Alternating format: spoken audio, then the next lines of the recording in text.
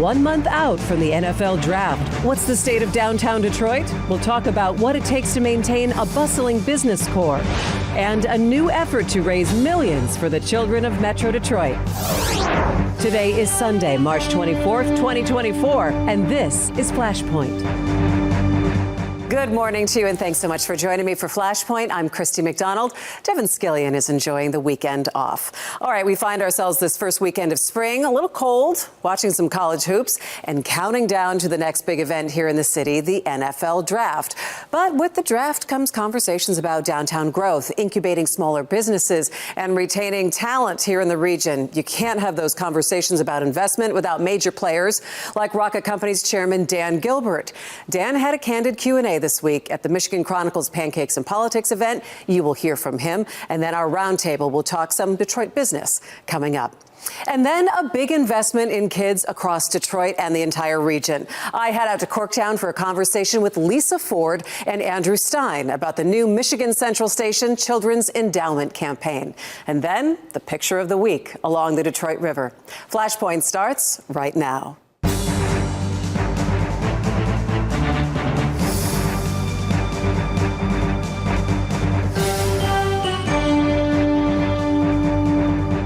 We're starting with a conversation with Rocket Company's chair, Dan Gilbert. He was the featured speaker at the Michigan Chronicle's Pancakes and Politics event this week. About 400 people were there. Dennis Archer Jr. was the moderator. They talked investment in the city and retaining talent. Take a look. In a perfect situation, how would you bifurcate the responsibility of government versus the responsibility of private business in making a city thrive? I don't think it's bifurcated. I think it's a joint effort, and it always has to be a joint effort, not just government and business, but also the foundations, the citizens. I think you're seeing that in Detroit here. Just everybody's getting behind a vision. And when that happens, nothing can get in the way. And we're seeing that here. The city government has been better than it's ever been. Foundations have stepped up in a big way. Obviously, you mentioned all the businesses. And it's been really just a pleasure to work with everybody here. And my understanding is in the past, it hasn't always been that way. I mean, we weren't here to experience it, but everyone who's been here, you talk to the long timers or the old timers, they say the same, that just in the past, it was nothing like this, and I believe it. I know this is something you're very passionate about, which is attracting and keeping young professionals here.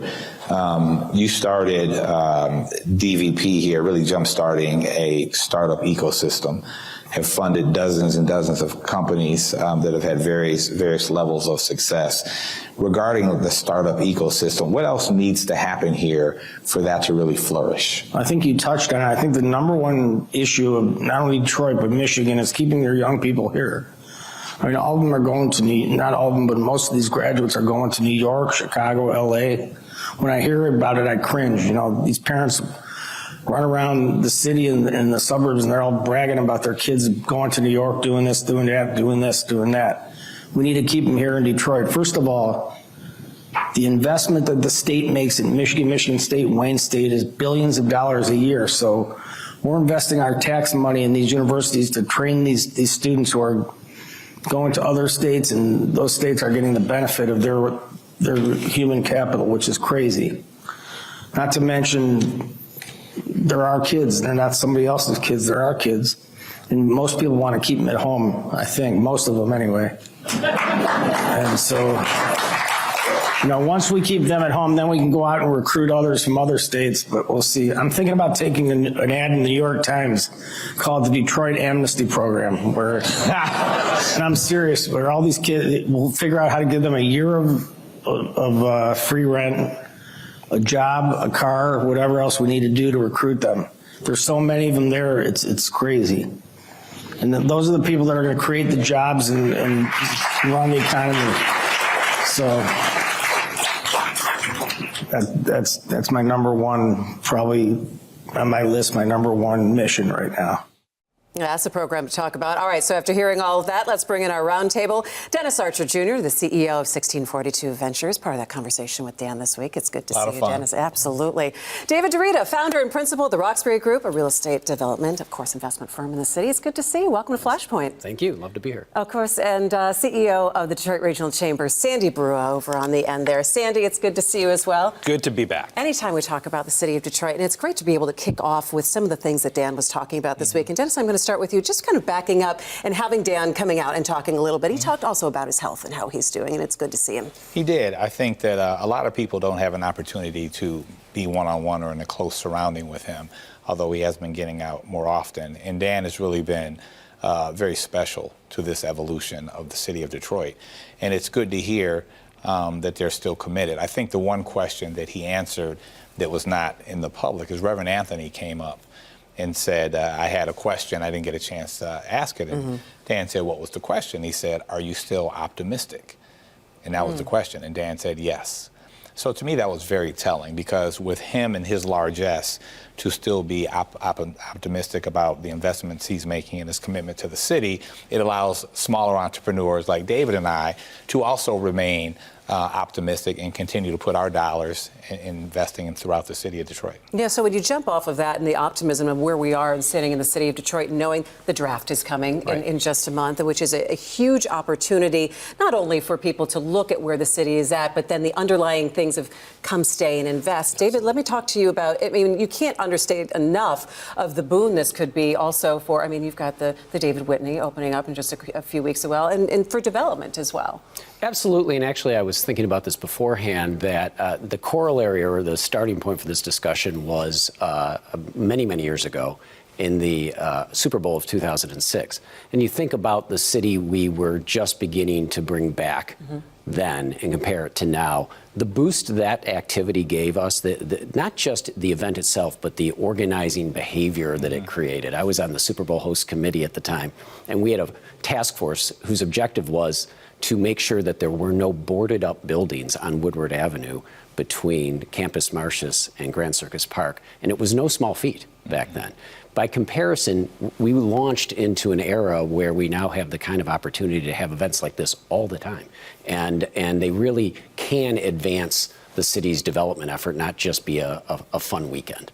Yeah, I mean, Sandy, it really goes to it, because when we look at that arcing of where we've been since 2006 and the different iterations where the city has been, it's now kind of peeling back down into the deeper areas besides, oh, just look at this. This is a great weekend here in Detroit, and Detroit looks good.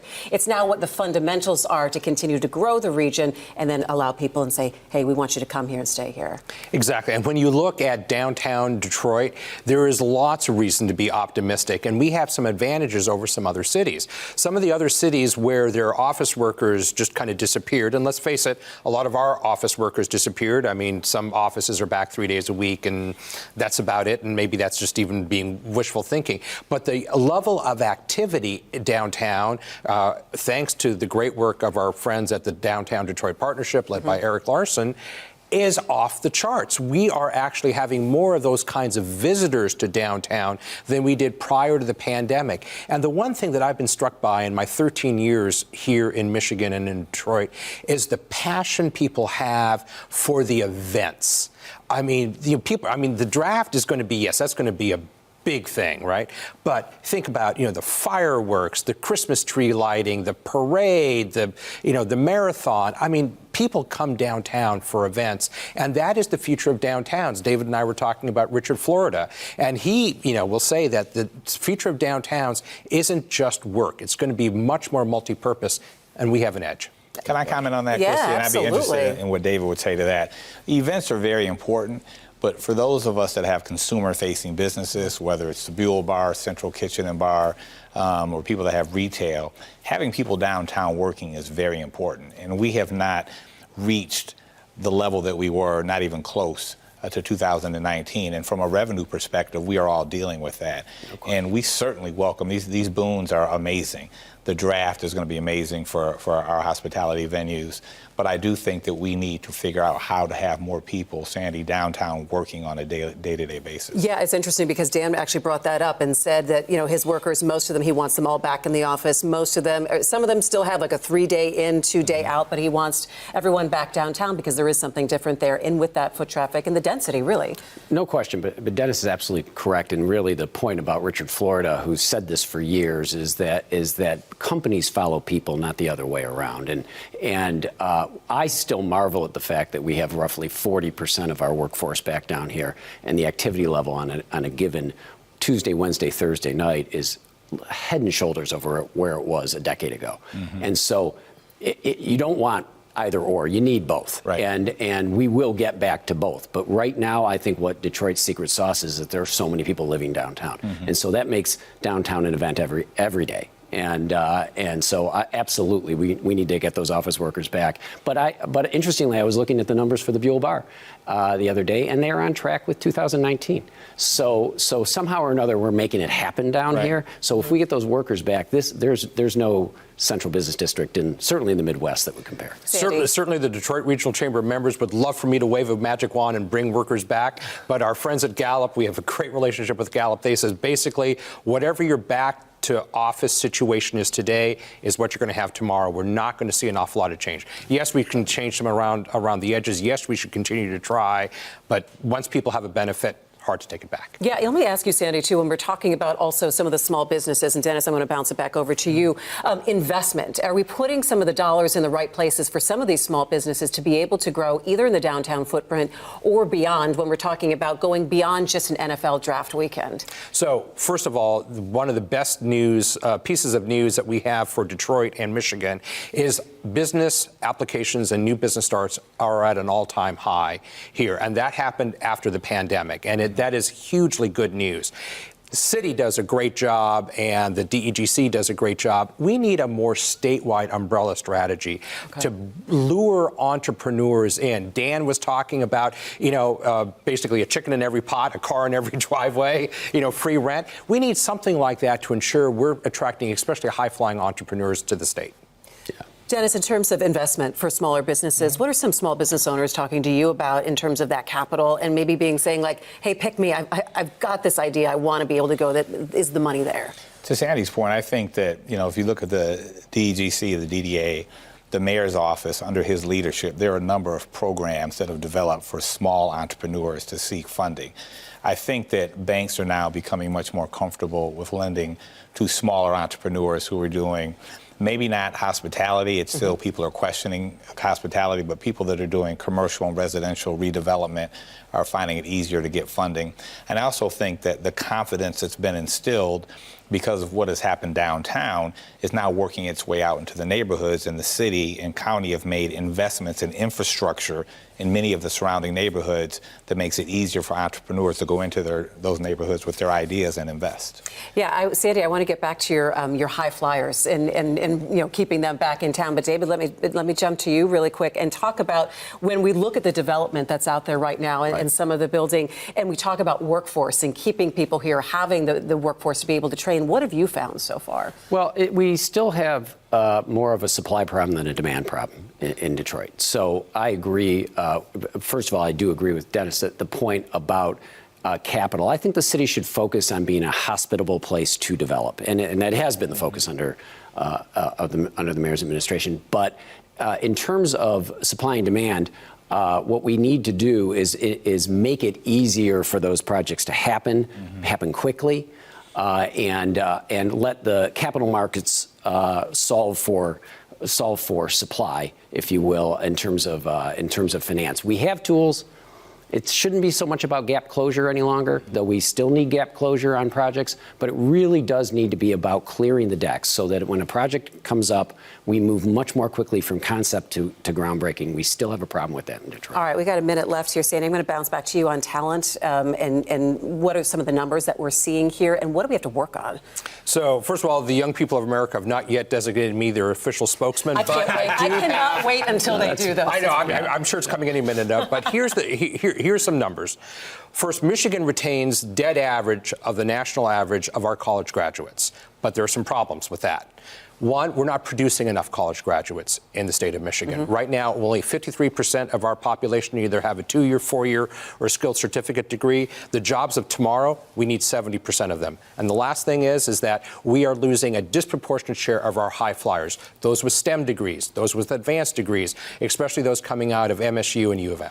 All right, we got to make this place someplace that they want to stay and keep them there. Right. All right, Sandy Brua, David Jarita, Dennis Archer Jr., it's always good to have you. Thanks so much. Thank you. All right, coming up next, a major announcement for nonprofits serving the youth of Detroit. I head out to Michigan Central and sit down with Lisa Ford and Andrew Stein of the Children's Foundation. And then the picture of the week. That's when we come right back. Stay with me.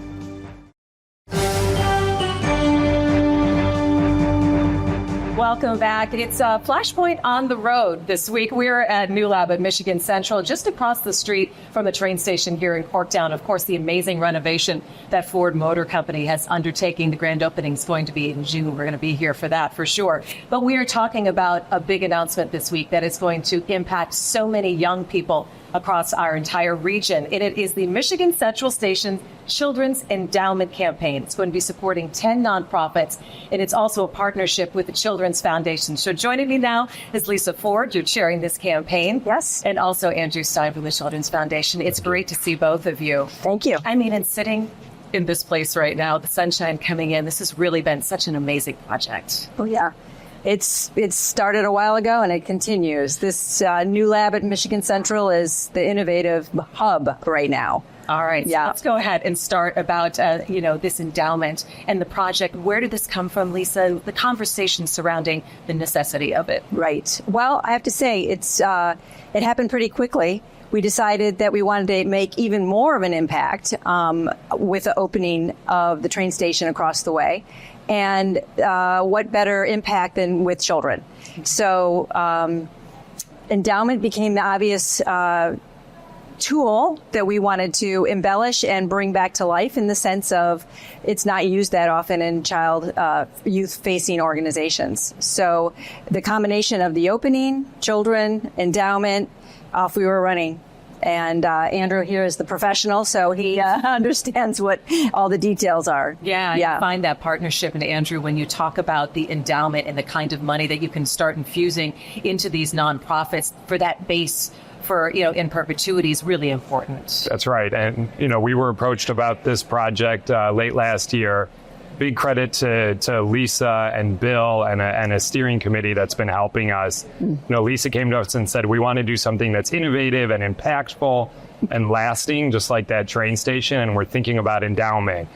I said, nobody talks about endowment for, youth serving organizations. It's something that's typically for universities and hospitals and cultural institutions. But by focusing this campaign on endowment, what we're doing is we're helping 10 organizations be here in this community as long as Michigan Central and New Lab are here. All right, so talk a little bit about what you're trying to achieve in terms of monetarily and how the match will go. Well, our goal is $10 million, at least $10 million. So that is doable. We thought that was doable in the short period of time that we had to do it.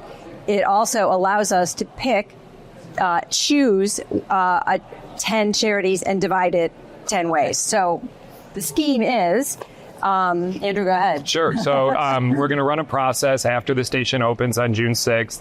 We're going to really turn it over to the community to help inform what are those 10 organizations that are anchors and need to be here in perpetuity. They'll have an endowment of $500,000 seated for them.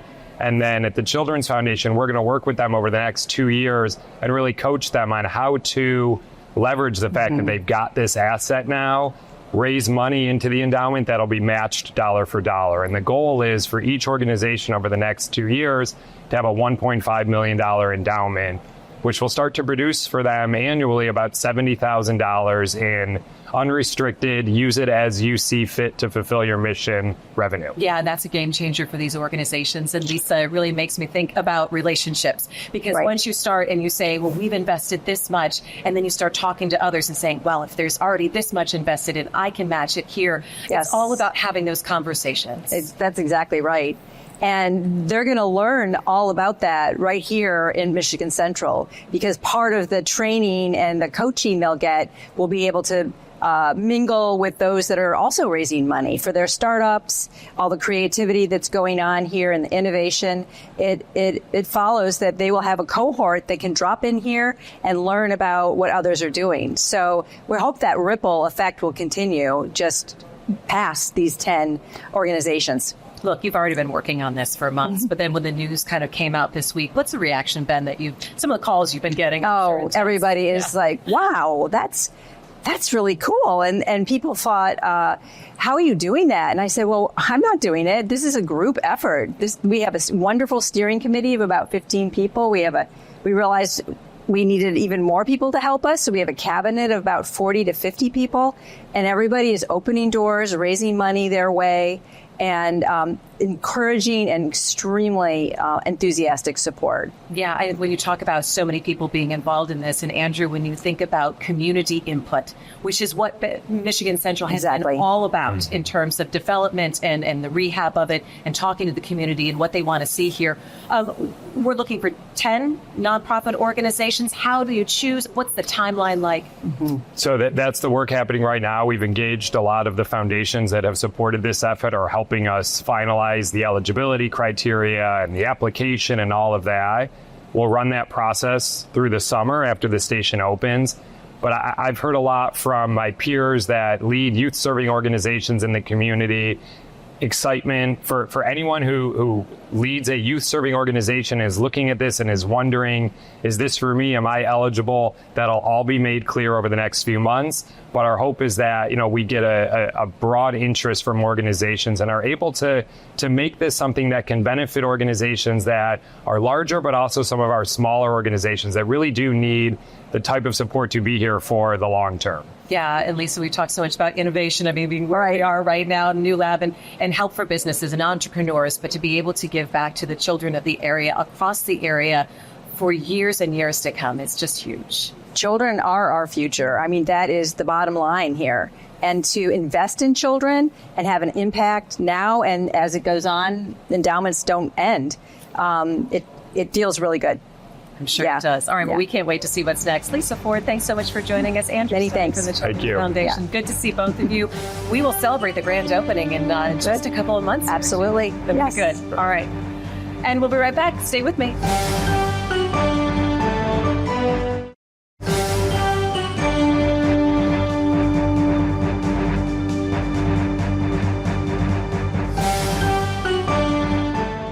Back here in the studio this Sunday morning. If you would like more information on the Michigan Station Children's Endowment Campaign, how you can be a part of it, just head to our website at clickondetroit.com. We'll have all the details for you there.